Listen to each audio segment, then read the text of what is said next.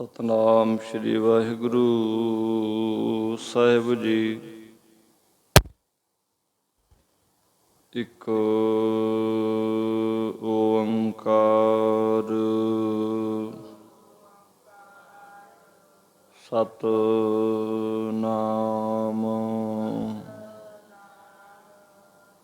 ਕਰਤਾ ਪੁਰਖ ਨਿਰਭਉ ਨਿਰਵੈਰ ਅਕਾਲ ਮੂਰਤ ਅਜੂਨੀ ਸੈਭੰ ਗੁਰ ਪ੍ਰਸਾਦ ਜਪ ਆਦ ਸਚ ਜੁਗਾਦ ਸਚ ਹੈ ਭੀ ਸਚ ਨਾਨਕ ਹੋਸੀ ਭੀ ਸਚ ਕਹਾ ਤੁਛ ਪ੍ਰਭ ਬੁੱਧ ਹਮਾਰੀ ਵਰਣ ਨ ਸਕੈ ਮਹਿਮਾ ਜੋ ਤੁਹਾਰੀ ਹਮ ਨਾ ਸਖਤ ਕਰ ਸਿਫਤ ਤੁਮਾਰੀ ਆਪ ਲਿਹੋ ਤੁਮ ਕਥਾ ਸੁਧਾਰੀ ਜੇਤਾ ਜਿਉ ਪਿੰਡ ਸਭ ਤੇਰਾ ਤੂੰ ਅੰਤਰਜਾਮੀ ਪੁਰਖ ਭਗਵਾਨ ਦਾਸਨ ਦਾਸ ਕਹਿ ਜਨ ਨਾਨਕ ਜਿਹਾ ਤੂੰ ਕਰਾਏ ਤਿਹਾ ਹੋ ਕਰੀ ਵਖਿਆਨ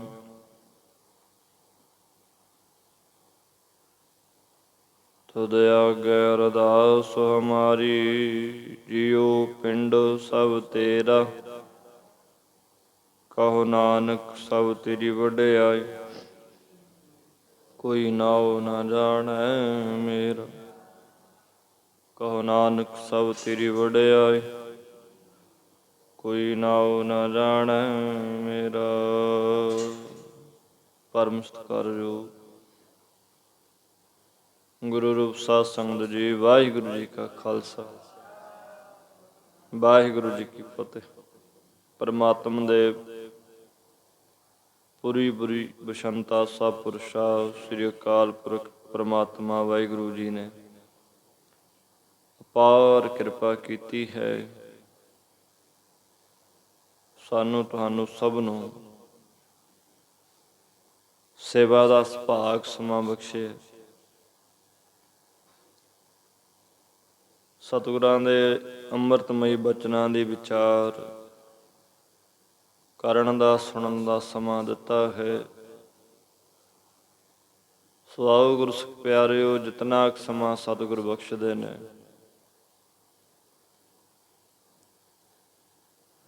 ਮਨ ਬਿਰਤੀਆਂ ਕਾਗਰ ਕਰਕੇ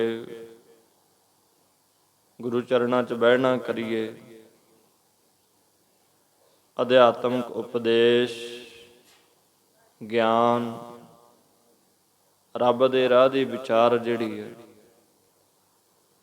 ਹਿਰਦੇ ਵਸਾਈਏ, ਕਿਉਂਕਿ ਪੜ੍ਹਨ ਸੁਣਨ ਦਾ ਕੋਈ ਫਾਇਦਾ ਨਹੀਂ ਜੇ ਬੰਦੇ ਨੂੰ ਸਮਝੇ ਨਾ ਆਈ।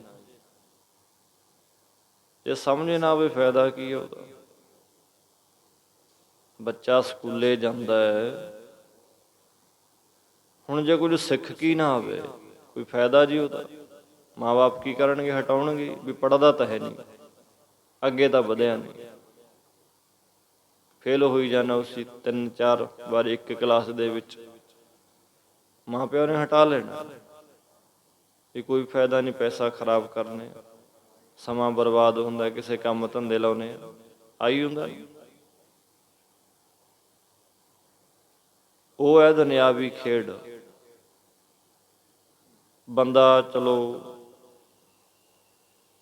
ਕਿਸੇ ਦਬਾਅ 'ਚ ਆ ਕੇ ਜਾਂ ਜ਼ੋਰ ਨਾਲ ਕਹਿ ਲਈਏ ਕਰੇ ਲੈਂਦਾ ਮਿਹਨਤ ਦੁਬਾਰੇ ਫੇਲ ਹੋਣ ਤੋਂ ਬਾਅਦ ਵੀ।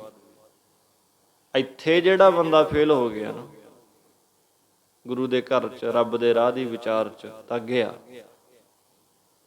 ਭਾਈ ਰੇ ਕਾਹੇ ਜਗ ਆਇਆ, ਪੂਰੇ ਗੁਰ ਕੀ ਸੇਵਨਾ ਕੀਨੀ, ਬਿਰਥਾ ਜਨਮ ਗਵਾਇਆ। ਜਨਮ ਹੀ ਬਿਰਥਾ ਚਲਾ ਜਾਣਾ ਸਾਰਾ, ਬਿਰਥਾ ਨਾ ਜਾਵੇ ਕੁਛ ਲਾਹਾ ਮਿਲੇ, ਸਫਲਾ ਬਣਾਈਏ। ਲੜੀਵਾਰ ਕਥਾ ਦਾਤੇ ਦੀ ਕਿਰਪਾ ਦੇ ਨਾਲ ਪ੍ਰਾਪਤ ਹੋਈ ਹੈ ਜੀ। ਸੁਣਾਉਂਦੇ ਆ, ਸੁਣਦੇ ਆ। ਬੜੀ ਦੁਨੀਆ ਫਿਰਦੀ ਆ ਸੁਣਦੀ ਸੁਣਾਉਂਦੀ। ਅਸਲ ਦੇ ਵਿੱਚ ਮਹਾਰਾਜ ਤੋਂ ਪੁੱਛੋ ਵੀ ਸੁਣਨ ਨਾਲ ਗੱਲ ਬਣਨੀ ਆ ਜਾਂ ਸੁਣਾਉਣ ਨਾਲ ਗੱਲ ਬਣਨੀ ਆ? ਗੱਲ ਕਿਵੇਂ ਬਣੂ? ਗੁਰੂ ਸਾਹਿਬ ਜੀ ਕਹਿੰਦੇ ਨੇ, ਸੇਵਕ ਸਿੱਖ ਪੂਜਣ ਸਭ ਆਵੈ, ਸਭ ਗਾਵੇ ਹਰ ਹਰ ਊਤਮ ਬਾਣੀ। ਸਾਰੀ ਗਾਉਨੇ ਆਪਾਂ ਤੇ ਗਾਵੇ ਆ ਸੁਣਿਆ, ਤਿਨਕਾ ਹਰ ਥਾਏ ਪਾਵੇ। ਗਾਉਣਾ ਸੁਣਨਾ ਉਹਨਾਂ ਦਾ ਹੀ ਥਾਂ ਪੈਂਦਾ, ਉਹਨਾਂ ਦਾ ਹੀ ਸਫਲਾ ਹੁੰਦਾ ਭਾਈ। ਜਿਨ ਸਤਿਗੁਰੂ ਕੀ ਆਗਿਆ ਸਤ ਸਤ ਕਰਮਾਨੀ। ਜਿਨ੍ਹਾਂ ਨੇ ਗੁਰੂ ਦੇ ਸੱਚੇ ਹੁਕਮ ਨੂੰ ਸੱਚ ਕਰਕੇ ਮੰਨ ਲਿਆ, ਉਹਨਾਂ ਦਾ ਪ੍ਰਵਾਨ ਹੋਊਗਾ। ਪਿੱਛੇ ਜੋ ਵਿਚਾਰ ਆਪਾਂ ਕੀਤੀ ਸੀ ਕਿ ਆਪਣੀ ਮੱਤ ਛੱਡ ਕੇ ਮਨੁੱਖ ਨੇ, ਆਪਣੀ ਮੱਤ ਛੱਡ ਕੇ ਆਪਣਾ ਤਨ ਕੀ ਆਪਣਾ ਮਨ ਵੀ ਗੁਰੂ ਦੀ ਸੇਵਾ ਦੇ ਵਿੱਚ ਅਰਪਣ ਕਰਨਾ। ਉਹ ਕਿਵੇਂ? ਸਰੀਰ ਸਾਡਾ ਗਲਤ ਰਾਹ ਨਾ ਤੁਰੇ। ਅਪਣਾਏ ਹੋਏ ਨੇ ਲੋਕਾਂ ਨੇ ਗਲਤ ਰਸਤੇ। ਮਨ ਵੀ ਜਿਹੜਾ ਨਾ, ਮਨ ਦੇ ਵਿੱਚ ਵੀ ਸ਼ੁਭ ਵਿਚਾਰਾਂ ਹੋਣ, ਸ਼ੁਭ ਵਿਚਾਰਾਂ ਅੰਦਰ ਸ਼ੁਭ ਗੁਣ, ਤੇ ਬੰਦਾ ਆਪਾ ਭਾਵ ਹੰਕਾਰ ਜਿਹੜਾ ਨਾ ਅਭਿਮਾਨ ਛੱਡ ਦੇਵੇ ਕਿ ਮਨ ਤਨ ਅਰਪੀ ਆਪ ਗਵਾਈ। ਮਤ ਛੱਡ ਕੇ ਆਪਣਾ ਮਨ ਤਨ ਗੁਰੂ ਨੂੰ ਅਰਪਣ ਕਰਕੇ ਆਪਾ ਭਾਵ ਗਵਾਉਣਾ ਤੇ ਚੱਲਾ ਸਤਿਗੁਰ ਭਾਏ। ਗੁਰੂ ਦੇ ਭਾਣੇ ਅਨੁਸਾਰ ਮਨ ਤੇ ਸਰੀਰ ਕਰਕੇ ਚੱਲਣਾ ਕਰੀਏ, ਰਾਹ ਗਲਤ ਨਾ ਚੂਜ ਹੋਵੇ। ਤੇ ਫਿਰ ਐਸੇ ਗੁਰਾਂ ਤੋਂ ਸਦ ਬਲਿਹਾਰੀ, ਗੁਰ ਆਪਣੇ ਬਿਟਹੋਂ ਜੇ ਹਰ ਸੇਤੀ ਚਿਤ ਲਾਏ। ਐਸੇ ਗੁਰੂ ਤੋਂ ਬਲਿਹਾਰ ਹਾਂ ਜਿਨ੍ਹਾਂ ਨੇ ਸਾਡਾ ਮਨ, ਸਾਡੀ ਪ੍ਰੀਤ ਸਨੇਹ ਜਿਹੜਾ ਹੈ ਪਰਮੇਸ਼ਰ ਦੇ ਨਾਲ ਲਾ ਦੇਣਾ। ਗੁਰੂ ਨੇ ਹੀ ਉਹਦੇ ਨਾਲ ਸਾਡਾ ਮਿਲਾਪ ਕਰਾਉਣਾ। ਤੇ ਅੱਗੇ ਮਹਾਰਾਜ ਚੇ ਪਾਤਸ਼ਾਹ ਕਹਿੰਦੇ ਨੇ, ਸੋ ਬ੍ਰਾਹਮਣ ਬ੍ਰਹਮ ਜੋ ਬਿੰਦੇ, ਹਰ ਸੇਤੀ ਰੰਗ ਰਾਤਾ। ਜਾਤਾਂ ਪਾਤਾਂ ਦਾ ਨਾਮ ਬ੍ਰਾਹਮਣ ਨਹੀਂ। ਚਲੋ ਲੋਕ ਕਰ ਹੀ ਫਿਰਦੇ ਨੇ, ਚੱਕੀ ਜਾਣ, ਪਰ ਗੁਰੂ ਸਿੱਖ ਪਿਆਰਿਓ ਗੁਰੂ ਤੋਂ ਪੁੱਛੋ ਬ੍ਰਾਹਮਣ ਕੌਣ ਹੈ। ਧਾਰਮਿਕ ਗ੍ਰੰਥਾਂ ਤੋਂ ਪੁੱਛੋ ਵੀ ਹੁੰਦਾ ਕੌਣ ਹੈ। ਬੜੇ ਪ੍ਰਮਾਣ ਨੇ ਗੁਰਬਾਣੀ ਦੇ ਵਿੱਚ। ਸੋ ਬ੍ਰਾਹਮਣ ਜੋ ਬਿੰਦੈ ਬ੍ਰਹਮ, ਜਪ ਤਪ ਸੰਜਮ ਕਾ ਕਮਾਵੇ ਕਰਮ। ਸੋ ਬ੍ਰਾਹਮਣ ਬ੍ਰਹਮ ਜੋ ਬਿੰਦੇ, ਉਹ ਹੀ ਬ੍ਰਾਹਮਣ ਹੈ ਜਿਹੜਾ ਬ੍ਰਹਮ ਸਰੂਪ ਨੂੰ ਬਿੰਦੇ ਕਹੀਏ ਜਾਣਦਾ, ਜਾਣ ਲੈਂਦਾ। ਹਰ ਸੇਤੀ ਰੰਗ ਰਾਤਾ, ਕਹਿੰਦੇ ਜਿਹਦਾ ਪਰਮੇਸ਼ਰ ਦੇ ਪ੍ਰੇਮ ਦੇ ਨਾਲ ਚਿੱਤ ਜਿਹੜਾ ਰੰਗਿਆ ਹੋਇਆ, ਉਹ ਬ੍ਰਾਹਮਣ ਹੈ। ਜਿਹਨੂੰ ਨਾਮ ਦਾ ਰੰਗ ਨਹੀਂ ਚੜਿਆ, ਕਾਹਦਾ ਬ੍ਰਾਹਮਣ? ਲੱਖ ਬੰਦਾ ਜਾਤ ਦਾ ਅਭਿਮਾਨ ਕਰੇ, ਉਹ ਕਹਿੰਦੇ ਜਿਹੜਾ ਅੰਦਰ ਉਹਦਾ ਚਿੰਤਨ ਕਰਦਾ ਨਾ, ਬ੍ਰਹਮ ਨੂੰ ਬਿੰਦਦਾ, ਜਾਣ ਲੈਂਦਾ, ਉਹ ਬ੍ਰਾਹਮਣ ਹੈ।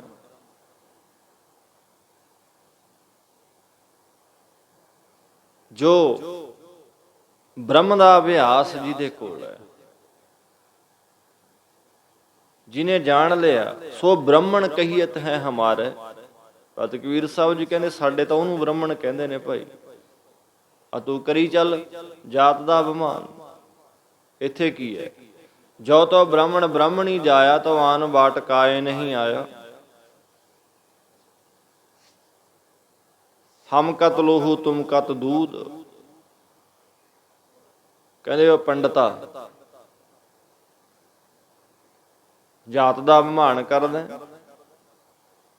ਜੋ ਤੋ ਬ੍ਰਾਹਮਣ ਬ੍ਰਾਹਮਣੀ ਜਾਇਆ, ਤੋ ਆਨ ਬਾਟ ਕਾਏ ਨਹੀਂ ਆਇਆ। ਤੂੰ ਮੈਨੂੰ ਐਂ ਦੱਸ, ਚੱਲ ਮੰਨਦਾ ਵੀ ਤੇਰੀ ਜਾਤ ਉੱਚੀ ਹੈ, ਫਿਰ ਤੂੰ ਹੋਰ ਮਾਰਗ ਕਿਉਂ ਨਹੀਂ ਆਇਆ? ਭਾਵ ਜਿਹੜੇ ਮਾਰਗ ਮੈਂ ਆਇਆ ਸੰਸਾਰ ਦੇ ਵਿੱਚ, ਮਾਂ ਦੇ ਪੇਟ ਚੋਂ, ਉਸੇ ਰਾਹ ਤੂੰ ਆਇਆ, ਜਾਣਾ ਵੀ ਉਸੇ ਰਾਹ।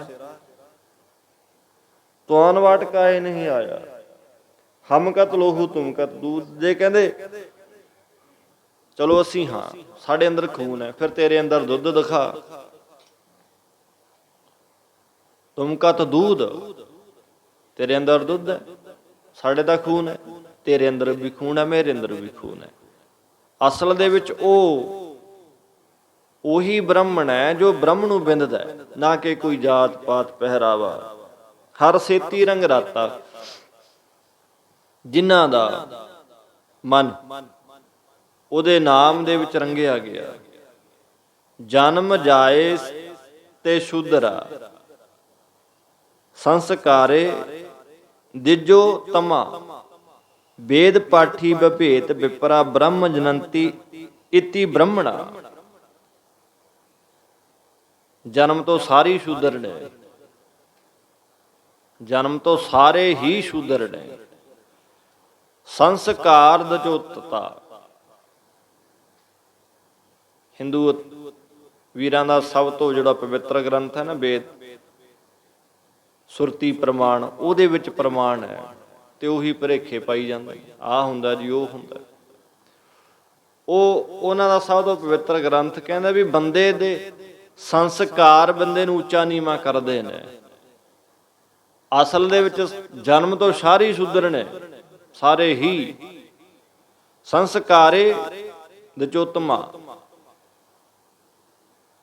ਬੰਦੇ ਦੇ ਸੰਸਕਾਰ ਜਿਹੜੇ ਨੇ, ਕੰਮਕਾਰ, ਆਦਤਾਂ, ਕਿਹੜੇ ਕੰਮ ਕਰਦਾ ਬੰਦਾ, ਕਿਸ ਫੀਲਡ ਦੇ ਵਿੱਚ ਕੰਮ ਕਰਦਾ, ਉਹਦੇ ਸੰਸਕਾਰ ਉਹਨੂੰ ਉੱਚਾ ਨੀਵਾਂ ਕਰਨਗੇ। ਤੇ ਵੇਦ ਪਾਠੀ ਵਿਭੇਤ ਵਿਪਰਾ, ਬ੍ਰਹਮ ਜਨੰਤੀ ਇਤੀ ਬ੍ਰਹਮਣਾ। ਜਿਹੜਾ ਬ੍ਰਹਮ ਨੂੰ ਜਾਣਦਾ ਉਹ ਬ੍ਰਾਹਮਣ ਹੈ, ਨਾ ਕੋਈ ਜਾਤ। ਸਤਿਗੁਰ ਕਹਿੰਦੇ ਪ੍ਰਭ ਨਿਕਟ ਬਸੈ, ਸਭਨਾ ਘਟ ਅੰਤਰ। ਗੁਰਮੁਖ ਵਿਰਲੇ ਜਾਤਾ। ਪਰਮਾਤਮਾ ਅਕਾਲ ਪੁਰਖ ਵਾਹਿਗੁਰੂ ਨੇੜੇ ਹੀ, ਭਾਵ ਸਭਨਾ ਦੇ ਹਿਰਦੇ ਦੇ ਵਿੱਚ ਅੰਦਰ ਉਹ ਵਸਦਾ ਹੈ। ਮਾਲਕ ਪ੍ਰਭ ਨਿਕਟ ਬਸੈ, ਸਭਨਾ ਘਟ ਅੰਤਰ। ਉਹ ਨੇੜੇ ਵਸਦਾ, ਸਭ ਦੇ ਅੰਦਰ ਉਹੀ ਆ। ਮੇਰੇ 'ਚ ਵੀ ਉਹੀ ਪਰਮਾਤਮਾ, ਤੁਹਾਡੇ 'ਚ ਵੀ ਉਹੀ ਪਰਮਾਤਮਾ। ਪਰ ਗੁਰਮੁਖ ਵਿਰਲੇ ਜਾਤਾ, ਪਰ ਕਿਸੇ ਵਿਰਲੇ ਗੁਰਮੁਖ ਨੇ ਹੀ ਜਾਣਿਆ। ਜਿਨ੍ਹਾਂ ਨੇ ਸੱਚੇ ਨਾਮ ਦੀ ਕਮਾਈ ਕੀਤੀ, ਉਹਨੂੰ ਇਸ ਚੀਜ਼ ਦੀ ਸੁਰਤੀ ਬਿਰਤੀ ਧਿਆਨ ਲੱਗਦਾ, ਗਿਆਨ ਹੁੰਦਾ ਹੈ। ਜਿਹਨੇ ਸੱਚ ਨਾਮ ਦੀ ਕਮਾਈ ਕਰ ਲਈ। ਸਾਨੂੰ ਤਾਂ ਅਜੇ ਤੱਕ ਸੱਚ ਝੂਠ ਦਾ ਨਹੀਂ ਪਤਾ। ਰੱਬ ਨੇ, ਪਰਮੇਸ਼ਰ ਨੇ ਸਾਨੂੰ ਸੱਚ ਦਾ ਵਪਾਰ ਕਰਨ ਵਾਸਤੇ ਭੇਜਿਆ। ਸੱਚ ਦੀ ਕਮਾਈ ਕਰਨੀ ਆ, ਸੱਚ ਝੂਠ ਦੇ ਨਹੀਂ ਪਤਾ ਵੀ ਸੱਚ ਹੱਕ ਦੀ ਕਮਾਈ ਕੀ ਹੈ, ਝੂਠ ਦੀ ਕਮਾਈ ਕੀ ਹੈ। ਜਿਸ ਦਿਨ ਪਤਾ ਲੱਗ ਗਿਆ ਬੰਦਾ ਛੱਡ ਦੂ ਝੂਠ ਦੀ ਕੂੜ ਦੀ ਕਮਾਈ, ਛੱਡ ਦੇਣਾ ਉਹਨੇ।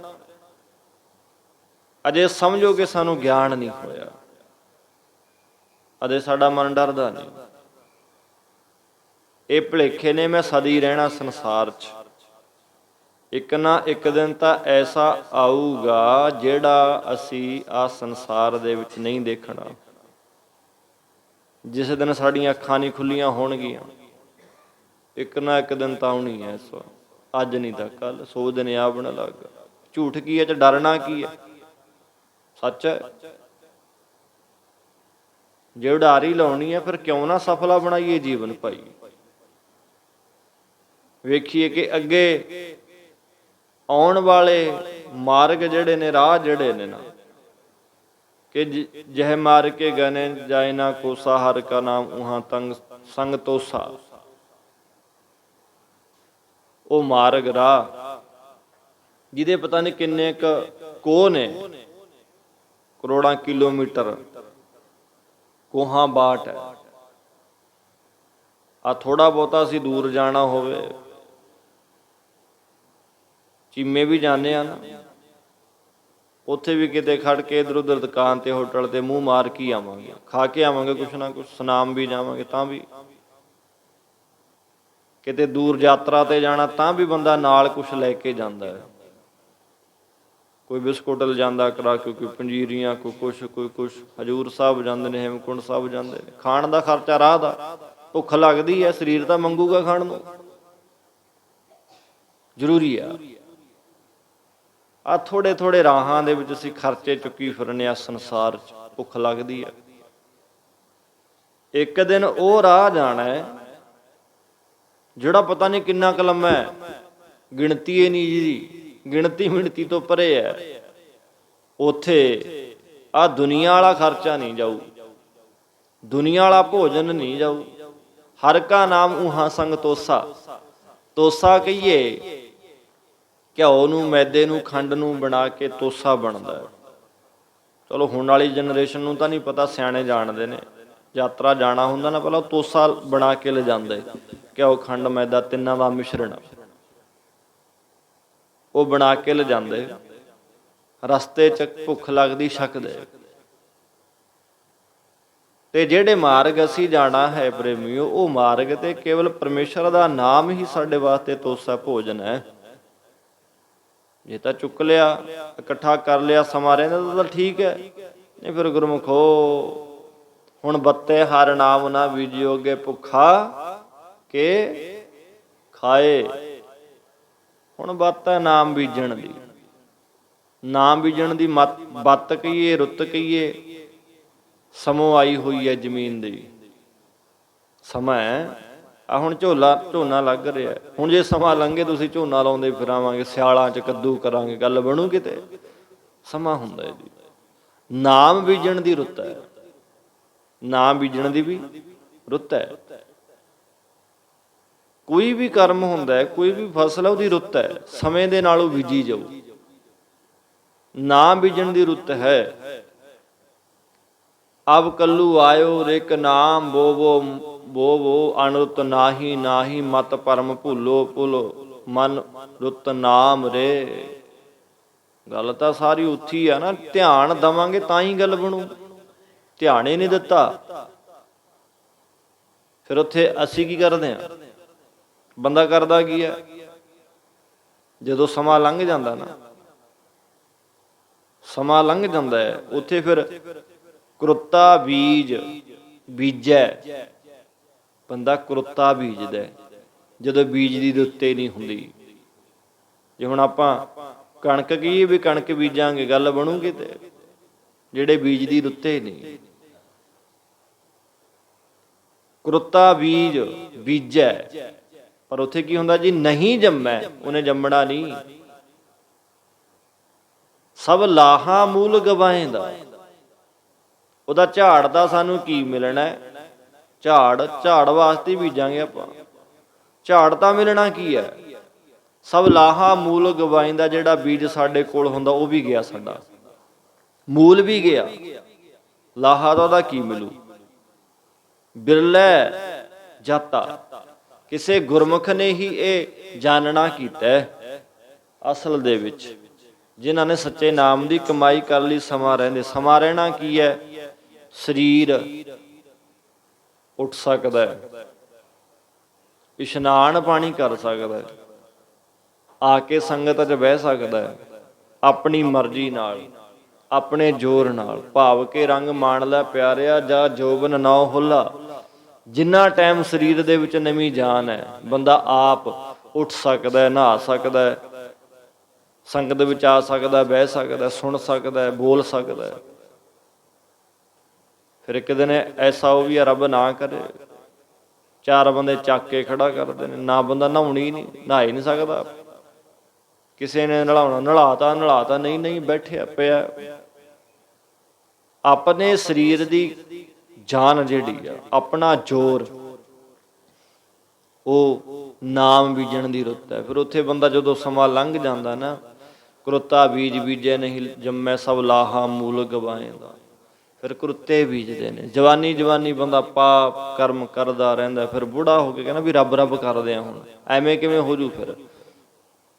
ਕਿਉਂਕਿ ਪਹਿਲੇ ਪਹਿਰੇ ਫੁੱਲੜਾ, ਫਲ ਪੀ ਪੱਛਾ ਰਾਤ। ਜ਼ਿੰਦਗੀ ਦੇ ਪਹਿਲੇ ਪਹਿਰ ਜੇ ਕਮਾਈ ਕੀਤੀ ਹੋਊ ਨਾ ਨਾਮ ਦੀ, ਅੰਤ ਵੇਲੇ ਵੀ ਉਸੇ ਨੂੰ ਰੱਬ ਚੇਤੇ ਆਉਣਾ। ਇਹ ਨਹੀਂ ਵੀ ਸਾਰੀ ਜ਼ਿੰਦਗੀ ਪਾਪਾਂ 'ਚ ਲੰਘ ਗਈ, ਅੰਤ ਵੇਲੇ ਚਲੋ ਰੱਬ ਰੱਬ ਕਰਦੇ ਆ, ਧਰਮੀ ਬਣ ਜਾਂਦੇ ਆ, ਨਹੀਂ ਹੋਣਾ। ਤਾਂ ਹੀ ਹੁਣ ਜ਼ਿਆਦਾਤਰ ਇਹੀ ਦੇਖਿਆ ਜਾਂਦਾ ਹੈ, ਧਾਰਮਿਕ ਸਥਾਨਾਂ 'ਤੇ ਬਜ਼ੁਰਗ ਜਦ ਖੜ ਉਮਰ ਦੇ ਸਿਆਣੇ ਜਿਹੜੇ ਨੇ, ਉਹੀ ਦੇਖਣ ਨੂੰ ਮਿਲਦੇ ਨੇ। ਨਵੀਂ ਜਨਰੇਸ਼ਨ ਬਹੁਤ ਥੋੜ੍ਹੀ ਆ, ਕੋਈ ਆਉਂਦਾ। ਇਸ ਕਰਕੇ ਗੁਰਮੁਖੋ ਸਮਾਂ ਰਹਿੰਦੇ ਬੀਜ ਲਈਏ। ਨਾਮ ਬੀਜਣ ਦੀ ਰੁੱਤ ਹੈ। ਭਾਵ ਕਿ ਜਬ ਲਗ ਜਰਾ ਰੋਗ ਨਹੀਂ ਆਇਆ, ਜਬ ਲਗ ਕਾਲ ਗ੍ਰਸੀ ਨਹੀਂ ਕਾਇਆ, ਭਜ ਜਬ ਲਗ ਬਿਕਲ ਪਈ ਨਹੀਂ ਬਾਨੀ, ਭਜ ਲੈ ਰੇ ਮਨ ਸਾਰੰਗ ਪਾਣੀ। ਬੁਢੇਪੇ ਦੇ ਆਉਣ ਤੋਂ ਪਹਿਲਾਂ, ਮੰਜੇ ਨਾਲ ਜੁੜਨ ਤੋਂ ਪਹਿਲਾਂ ਰੱਬ ਰੱਬ ਕਰ ਲਓ, ਨਹੀਂ ਕੋਈ ਫਾਇਦਾ ਨਹੀਂ ਗਾ। ਉੱਥੇ ਨਾਮ ਦੀ ਕਮਾਈ ਦੇ ਨਾਲ ਹੀ ਪੁੱਛ ਗਿੱਛ ਹੋਏਗੀ। ਇਹ ਫਿਰ ਘਾਟੀ ਜਿਹੜੀ ਆ, ਗੁਰਮੁਖ ਬਿਰਲੇ ਜਾਤਾ, ਕਿਸੇ ਗੁਰਮੁਖ ਨੇ ਹੀ ਜਾਣਨਾ ਕੀਤੀ ਆ। ਨਾਨਕ ਨਾਮ ਮਿਲੇ ਵਡਿਆਈ, ਗੁਰ ਕੈ ਸ਼ਬਦ ਪਛਾਤਾ। ਮਹਾਰਾਜ ਕਹਿੰਦੇ ਨੇ ਪਰਮੇਸ਼ਰ ਦੇ ਨਾਮ ਕਰਕੇ ਸਰੂਪ ਦੀ ਪ੍ਰਾਪਤੀ, ਵਡਿਆਈ, ਸੋਭਾ ਮਿਲਦੀ ਹੈ। ਸਤਿਗੁਰਾਂ ਦੇ ਉਪਦੇਸ਼ ਦੁਆਰਾ ਹੀ ਵਾਹਿਗੁਰੂ ਨੂੰ ਪਛਾਣਿਆ ਜਾਂਦਾ ਹੈ। ਉਪਦੇਸ਼ ਤੋਂ ਬਿਨਾਂ, ਬਾਣੀ ਤੋਂ ਬਿਨਾਂ ਗਿਆਨ ਨਹੀਂ ਹੋਏਗਾ ਜੀ। ਆਓ ਭੁੱਲਾਂ ਤੋਂ ਖਿਮਾ। ਇੱਥੇ ਸਮਾਪਤੀ ਹੈ। ਸ਼ਲੋਕ ਪਵਨ ਗੁਰੂ ਪਾਣੀ ਪਿਤਾ, ਦਿਵਸ ਰਾਤ ਦੁਇਦਾਈ ਦਾਇਆ, ਚੰਗਿਆਈਆਂ ਬੁਰਿਆਈਆਂ ਕਰਮੀ ਆਪੋ ਆਪਣੀ, ਜਿਨੇ ਨਾਮ ਧਿਆਇਆ ਨਾਨਕ ਤੇ ਮੁਖ ਉਜਲੇ, ਜਿਨੇ ਨਾਮ ਧਿਆਇਆ ਨਾਨਕ ਤੇ ਮੁਖ ਉਜਲੇ। ਵਾਹਿਗੁਰੂ ਜੀ ਕਾ ਖਾਲਸਾ, ਵਾਹਿਗੁਰੂ ਜੀ ਕੀ ਫਤਿਹ।